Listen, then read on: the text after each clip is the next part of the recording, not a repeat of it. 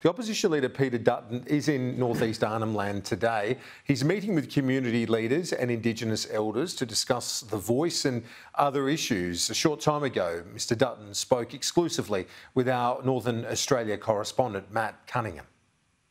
If you look at the Dupamabaka school where you were this morning, that's an example of where the community actually went outside of the government system. They were so frustrated with the government not listening to what they were trying to tell them that they went and partnered with the Barker school. They created their own school and they've had incredible results, 90+% attendance rates in Term 4 last year. Is that not an example of how a voice to Parliament could be beneficial? Because is that not an example of the local leadership on the ground saying this is how we want things done and it actually achieving real outcomes? Well, it could be, and this is why we've asked for the detail from the Prime Minister. Maybe there is a much better model that could be enshrined because of the voice, or maybe you end up with another bureaucracy. I think that's the difficulty that people are grappling with at the moment. They want the Prime Minister to provide that detail, and the local community here, through the dialect that they've got, which is the clans coming together, essentially sort of a mini parliament in a sense, and it's fascinating to watch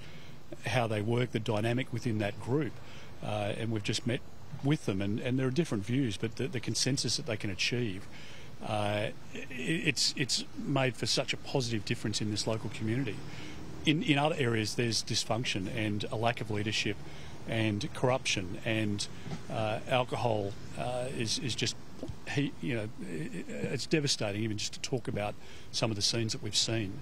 But you're right, the right voice from the right people can be a positive influence. And at the last election, we took a policy, as you know, on local and regional voices to the election, because that was one of the key recommendations out of the Carmel-Langton review, and it can make a difference. But there are a lot of factors that have gone into the success, and this is not an overnight success story either. It's taken a long time to achieve what they've achieved here in where we're standing now in Gove, but I think there are other lessons that we could roll out around other parts of the country. You have asked for more detail on the voice. The Prime Minister's been out today. He's saying that detail is there, and he's accused you of deliberately causing confusion around this issue. Is that what you're trying to do? Do you want this to fail? It's just not that. I mean, anybody that looks objectively at this sees the Prime Minister thrashing about day after day. Now, they're building this plane mid-flight, and that's the problem. The work hasn't been put in, and the Prime Minister's not across the detail.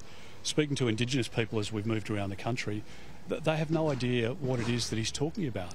And the basic detail is a reasonable ask from not just Indigenous Australians, but non-Indigenous Australians who'll be asked for their vote. And I think the Prime Minister has it within his capacity. He's got the resources to be able to put the detail together, and why he's refusing to do that, I think, is a mystery to many Australians. There is quite a bit of detail in that Carmel-Langton report, though. But he's just stepped away from that report. I mean, it's so that the local regional element, he's now equivocating on whether that is a design feature or not. You've had Patrick Dodson out saying that the voice should have a seat at the National Cabinet, and then the Prime Minister pulled back from that.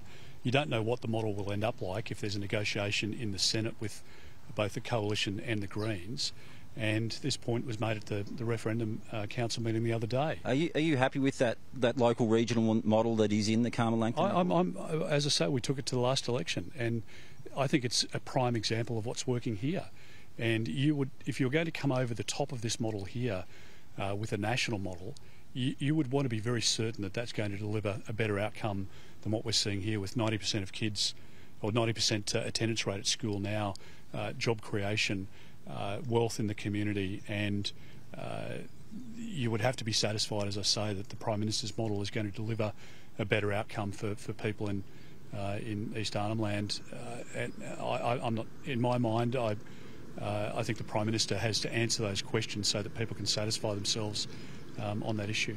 We're seeing some of the best of remote Northern Territory out here, but in the past few weeks we've also seen some of the worst in Alice Springs. You were there late last year. You spent a week there with Senator Jacinta Price, and you called for a Royal Commission after your visit there. What was it that you saw in Alice Springs that alarmed you so much? It wasn't quite a week, but it was a good time on the ground, both in Alice and then Darwin. But spending a few days there is important, because it allows you to move away from the bureaucratic advice out of Canberra.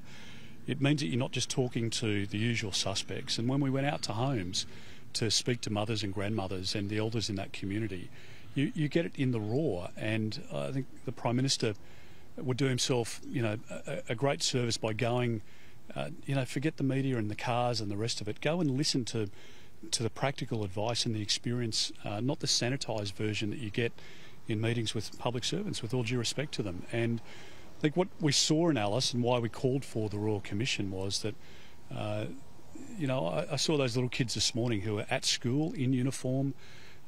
They're well behaved, they're learning their own language, they're learning English, they're involved in a space program. I want that for every Indigenous child. And yet in Alice Springs and elsewhere, we're seeing kids who are causing all sorts of trouble of a night time because they don't feel safe going home to their home to sleep there during the hours of darkness. The levels of sexual abuse are unacceptable by any by any standard. One case is one case too many, but in some communities they're talking about 100% of sexually transmitted diseases or 100% of children with STDs.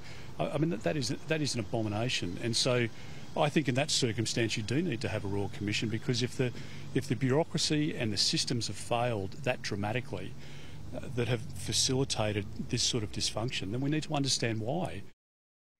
Peter Dutton there speaking to Matt Cunningham in East Arnhem Land.